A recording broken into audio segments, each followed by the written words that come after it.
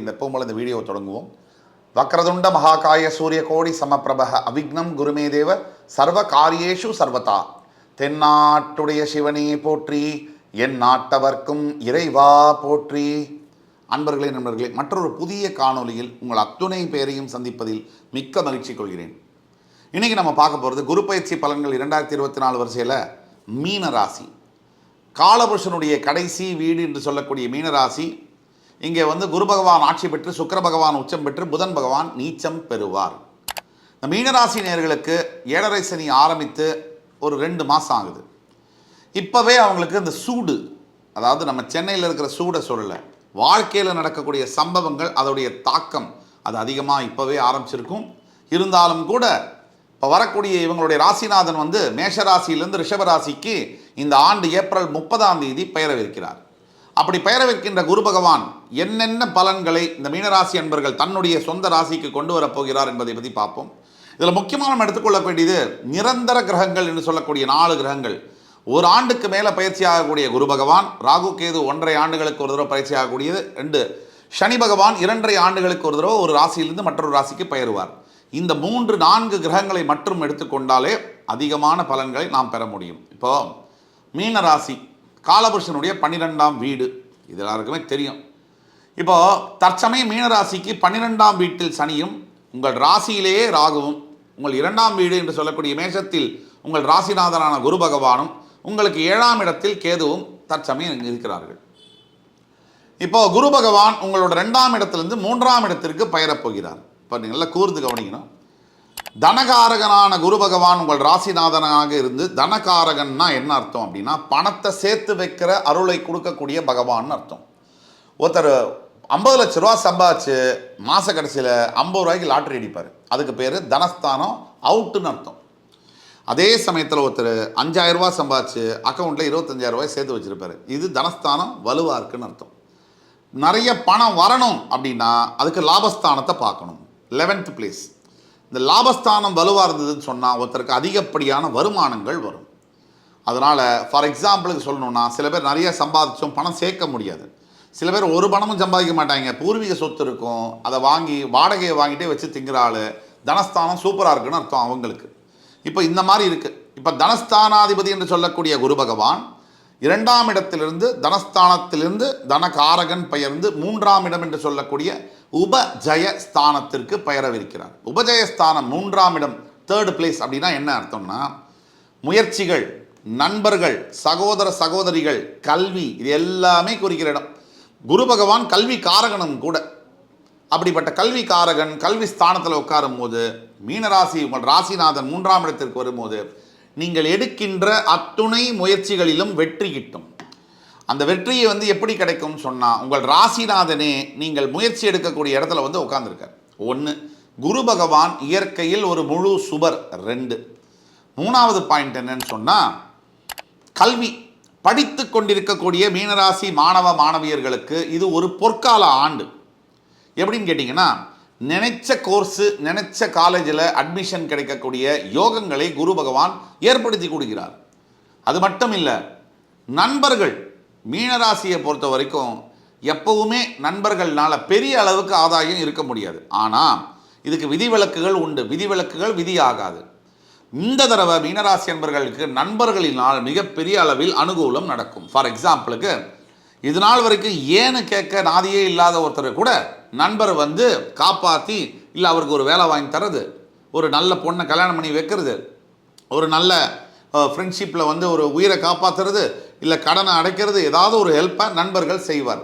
அதே மாதிரி இன்னொன்று, இது நாள் வரைக்கும் ஏன் எதுக்குன்னு கேட்காத அக்கா தம்பி அண்ணா தங்கையெல்லாம் இப்போது உங்கள் மேலே உண்மையான பாசத்தோட அள்ளி பதச்சிக்கிட்டு வருவாங்க. ஏன்னா உங்கள் குரு பகவான் உபஜயஸ்தானம் சகோதர சகோதரிகளை குறிக்கக்கூடிய 3ஆம் இடத்துல போய் அமரப்போகிறார். இதுதான் ரகசியம். திடீர்னு என்னடா இவங்களுக்கு பாசம் வருதுன்னா பயப்படலாம் வேண்டாம்.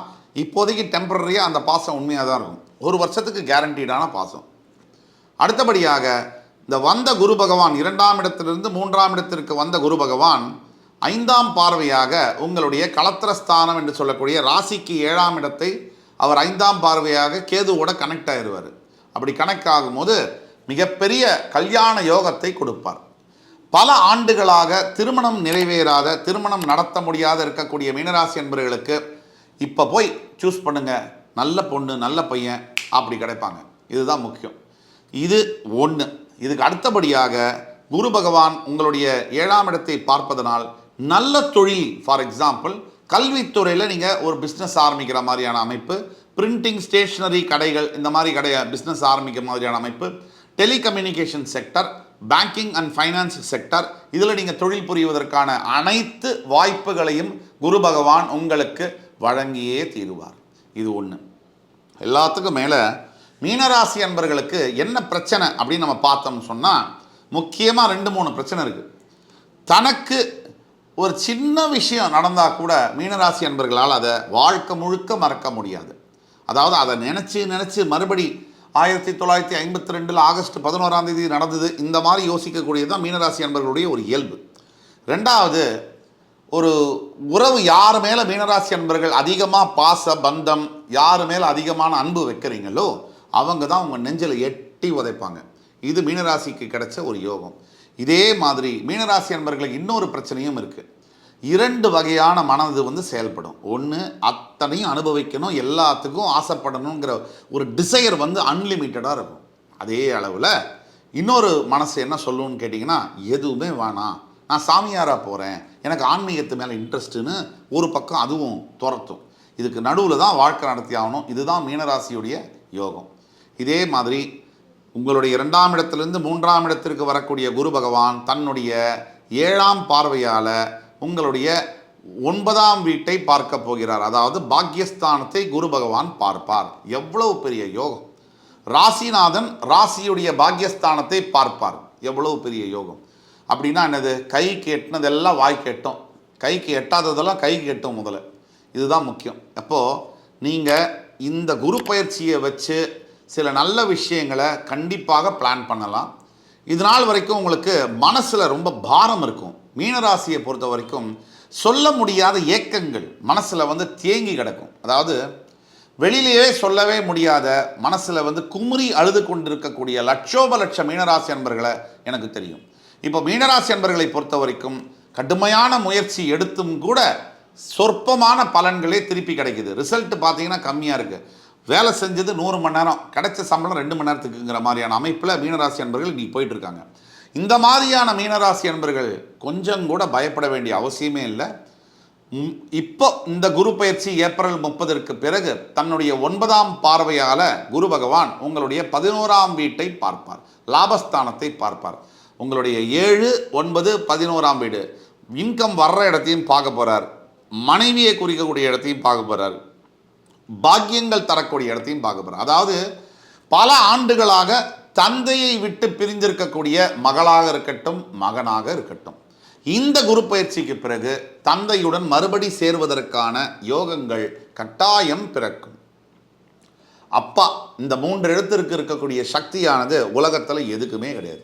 அந்த அளவில் நீங்கள் மீனராசி அன்பர்கள் இன்று சந்தோஷமாக இருக்கலாம். வரக்கூடிய குரு பயிற்சி உங்களுடைய அப்பாவுடைய முழு ஆசீர்வாதமும் அருளும் உங்கள் மடியில் சேரும். அந்த அளவிற்கு இருக்குது. இப்போ என்ன வேணும்? மனைவி நமக்கு ஒத்துமையாக இருக்கா, கிடைக்கிற கை கெட்டினதெல்லாம் வாய் கெட்டுது, இதை தவிர நல்ல வருமானம் வருது, இதுக்கு மேலே என்ன சார் வேணும்? நல்ல வாழ்க்கை உங்களுக்காக எதிர்காலத்தில் காத்து கொண்டிருக்கிறது. மீனராசி அன்பர்களே, இது வரைக்கும் நீங்கள் பல கஷ்டங்களை பட்டிருக்கலாம், நான் இல்லைன்னு சொல்லவே மாட்டேன். எஸ்பெஷலி சினிமா துறையில் இருக்கக்கூடிய மீனராசி அன்பர்கள், கலைத்துறையில் பணியாற்றக்கூடிய மீனராசி அன்பர்கள், பத்திரிகை துறையில் ஊடகத்துறையில் இருக்கக்கூடிய அன்பு நண்பர்கள், மீனராசியில் இருக்கக்கூடிய என் அன்பு தோழர்கள் படாத பாடுபட்டிருப்பீங்க, அதில் டவுட்டே கிடையாது. ஆனால் இப்போ வரக்கூடிய குரு பயிற்சியானது உங்கள் வாழ்வை விளங்க வைக்கக்கூடிய அளவிலே ஒரு அற்புதமான குரு பயிற்சியாக வருகிறது என்றால் அது மிக இல்லை. என் அன்பு கூர்ந்த மீனராசி நண்பர்களே, மறுபடி உங்கள் எல்லோரையும் சந்திக்கும் வரை உங்களிடமிருந்து விடைபெறுவது உங்கள் சுபாஷ் பாலகிருஷ்ணன். நன்றி, வணக்கம், வாழ்க வளமுடன்.